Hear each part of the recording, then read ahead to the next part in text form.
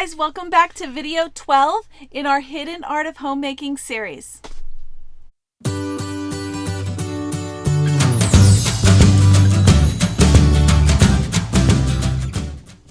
Alright guys, welcome back. I'm Laura Wilkie with Down Home with Lemon Pie, and I'm excited to be going through this book by Edith Schaefer, The Hidden Art of Homemaking, with you guys chapter by chapter. And today's chapter is chapter 13. It is called Integration. This is actually the second to last chapter, so next week will be our last week in The Hidden Art of Homemaking. If you have missed any of the videos in this series, it is a fantastic series. I do recommend it. I have all of the videos listed in a playlist linked below called The Hidden Art of Homemaking, so you can easily find it. I do encourage you guys to go ahead and pick this book up on Amazon. It's available there. It's available any place online. You can find it, and it is by Edith Schaefer. But I do encourage you to get it because it is one of those books you're going to want to go back to. I call it my highlighter book, and you're going to want to go back to it many times, and it's so easy to grab it off your shelf and reference it that way. So I do encourage you guys to pick up your own copy. But for now, I'm enjoying that you guys are coming with me as I give you my commentary on The Hidden Art of Homemaking. All right, so chapter 13 is called Integration, and I wasn't really sure where we were going with integration. How does that even relate to homemaking? What are we talking about? And I'm sure if some of you guys have been reading on your own and you're watching this video after you read that chapter, you may have been thinking the same thing. She starts off with two quotes from the Bible, one from Revelation, describing some things that are there, and then one talking about the children coming to him. And it was very interesting because I was thinking, what are we doing? Where are we going with these comments? And she gets right into that. And I'm going to tell you guys, this actually has so much relevancy for today, especially in homeschool world, in socialization, and the things that you hear in those lines. And I actually was a little suspicious, or maybe not sure about this chapter when I was reading through it in the beginning, and as I got through, it all came together and I was like, yay! So if you're feeling the same way, you just stay with it. I promise. It's a short chapter. So let's see, let me give you guys some highlights. She says, let's go back a few. Let me read you these verses that she gives us from the Bible.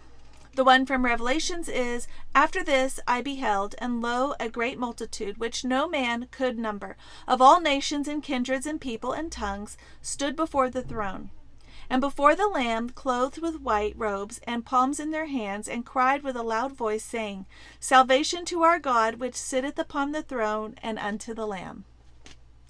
And then that goes straight into the next chapter, or the next verse, which is from the New Testament, and it says, "And they brought young children to him, that he should touch them, and his disciples rebuked those that brought them.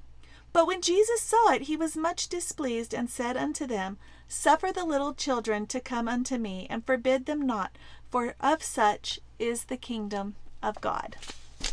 So you're probably familiar, if not with the first, definitely the second verse, I'm sure. And where I was going, where are we going with this? What are you doing? And she continues, talking about the one from Revelation. It is a gathering in which there is someone or a number of people from every single group of mankind from all through the centuries, all groups, no matter what their language or divisions are. And she's talking about basically just showing us how in the future, when we are all in heaven together, those of us who are saved, we will all be together as equals, okay? And she points out a couple of things. She points out some people from the Bible who were very well known, and talks about, they're not going to be thinking they're better than somebody else from today's time period because they maybe experienced Jesus firsthand or different things. It's very interesting. She says, "No one will be more beautifully dressed than another. There will be no possibility of anyone feeling proud or embarrassed. Everybody will be a oneness of dress, a oneness of voice." She goes on Nation has stood against nation. Nation has fought against nation. War has continued and will continue right up to the end, Christ tells us. But in this heavenly gathering for all of eternity, some from each warring nation of history will be together forever. And that is something that is interesting to think about. You know, we have things that people we don't get along with, either as individuals or as a community or as a nation, and we will all be together, those of us who are all saved, in heaven together, and we will all get along. And that's where she's kind of going with this. In this future day, all who have been born into the family of God will be of one kindred. There will be no separation, but a perfect integration into one family. Here is an integration such as man has never dreamed of. I think that's very, very well said. Jesus became displeased. Now she's going to talk about the second quotation that she listed. She says, Jesus has become displeased with the disciples because they were trying on one occasion to segregate the children from the grown-ups. Okay, so do you see where we're going with this now? The disciples were displaying an attitude which regards adults as more important, while children needed to be brushed aside. Jesus was quite definite not only that children could come to him, but that the disciples had it all backward. Adults need to come as the children come, and if the trust of a child for it is the trust of a child for its father that is needed, the wholehearted belief. This was about the time that I started seeing where we were going with this, because we are Charlotte Mason homeschoolers. If you're not a Charlotte Mason homeschooler, it basically talks about how the child is a whole person, and they're not below the parents because they haven't lived as long or because they don't have as much education or whatever. They're still important. And it's very interesting how many things I have learned as a homeschool mommy from my kiddos, and things that they point out to me or things that they have picked up and they have taught me. And there comes a point where we're all just kind of one, like it was talking about at the beginning. And I love that so much. She says the future integration is to be an integration of age, just as much as an integration of race and families. We put people into categories based on their age. We just do. She gives us some examples in a few minutes, but right here she is talking about mentioning children in this way and in this context should give us a key to understanding what any truly complete gathering of the human race into one family is supposed to mean. When everything is perfect, will be a gathering of some from every nation and kindred and people and tongue and age group. Not only will children be included, but every moment of human history will be included. So what is the right age to be? Have you ever pondered that? Because I have actually never considered that before reading this, and I thought it was very well done, because it is true. You hear people all the time, oh, you're too little, you're too little, you're too little, you can't do this, you're too young, right? But then the other side is they're too old, they can't remember, they're not in tune with what today is and all these things, right? So what is the right age where you know it all, right? Is there an age? And I don't think that there is. And I think that's what she's coming to terms with here and is trying to get across. She says, are too old, too young to know, too young to realize, too young to experience, too young to understand or take responsibility, but then you're too old to understand, you're too old to have kept up, too old to have the energy, too old to be in tune with the modern generation. It just gets confusing. She says, whatever age people will be in heaven, whether there is gradual growth in children or whatever happens, we can know this, that there is to be an integration of ages. We shall be there together from every kindred, nation, people, and tongue, and from every historic age of the world's history, and having entered heaven at every age of human life on earth. It's something to think about, right? What does this all have to do with creative living as a Christian? Yeah, I was wondering too, where are we going with this? And she goes into, we live in a time when people are terribly segregated and becoming more segregated all the time. So this book was written in 71, 50 years ago. And it's interesting how much the world has not changed. It has changed a lot in technology, but in this kind of stuff, it maybe hasn't. And she says, true integration is a matter of people feeling a oneness with others and attempting to understand them in personal communication. She talks about how we can be integrated within our own family. We are a large family. I have 7 little ones. So we have kiddos from all the way down to 2, all the way up to 13. And we are a large age range there, a big gap. But in modern society, a lot of those groups are divided. Like you've got toddlers and you've got pre-K and you've got the kindergartners, you've got early education, later education, middle, you've got middle school, you've got the new to high school kids, you've got the seniors, the juniors, right? And then you have the college kids, the high school kids. They're all separated, right? Everything is supposedly so segregated. And then she says it's even segregated further by your gender and by your career path and your socioeconomic status, all these things. And we're just constantly separated. And I think that that's really interesting to note. She says, so how are we going to get us all back together? One of the reasons we homeschool is because we do this. You hear the homeschool debate about socialization and they need kids their own age. And I am totally against that. I've done many videos on why, but it's just not true. The kids are not going to learn to be better people by only hanging out with people their own age or their own grade or their own skill level. We learn, this is what she's talking about here, we learn so much from when we all get together and we can discuss a topic and we can see it from a 7-year-old's point of view and a 90-year-old's point of view, and we can all kind of talk and discuss the teenager who's in the tech area, you know, and who knows all the things.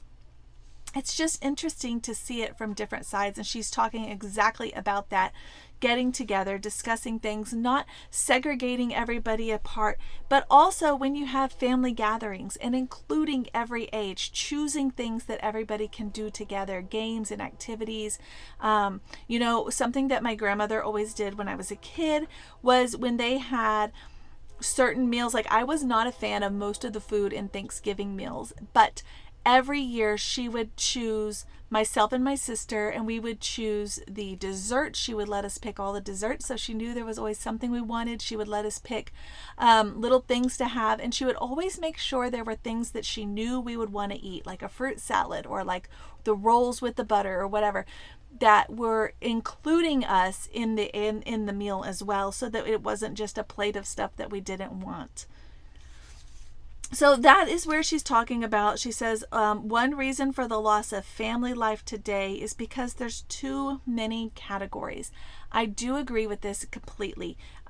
Even my sister and I, who were only 2 years apart, when we were growing up, it felt like we were ages away from each other in development because everything was so segregated and everything was so, you know, she's big kid and I was little kid or whatever, and we were only 2 years apart, but it felt like we were so far away from each other. And I try to raise my children in a different way where I constantly have them around kids that are all ages. My little guys who are 8 years old are playing with teenagers too, or vice versa. My teenagers are playing with little ones. And because that is how the world really works, right? That's how it really works. We're all integrated together.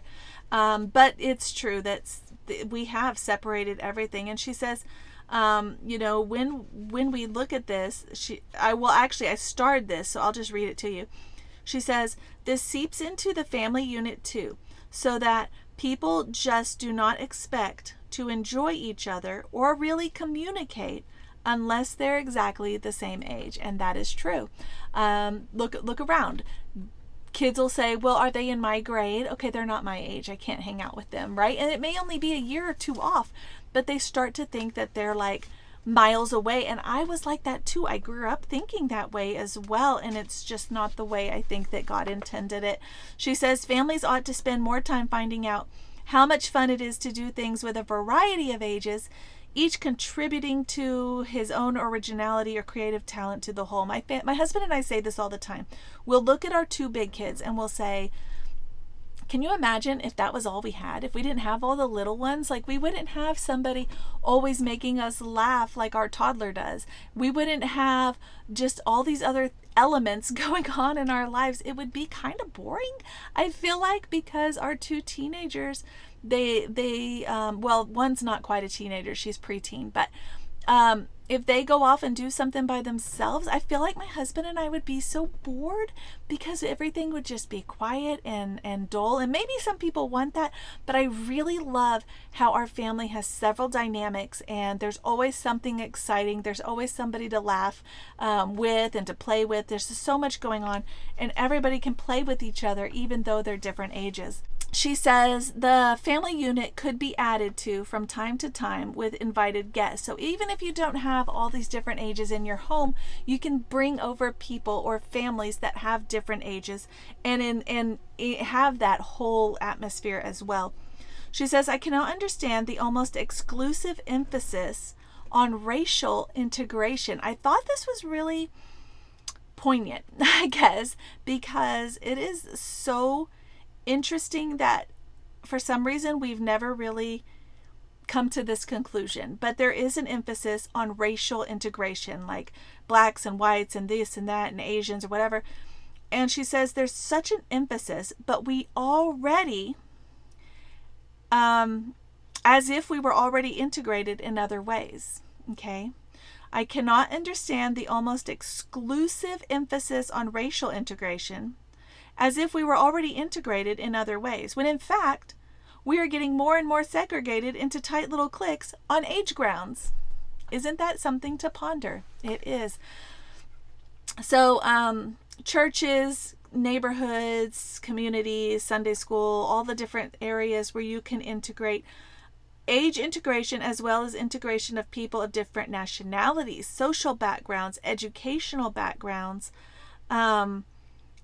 the tight little segregated life always spent with people of your own age, economic group, educational background, and culture tends to bring an ingrown static sort of condition.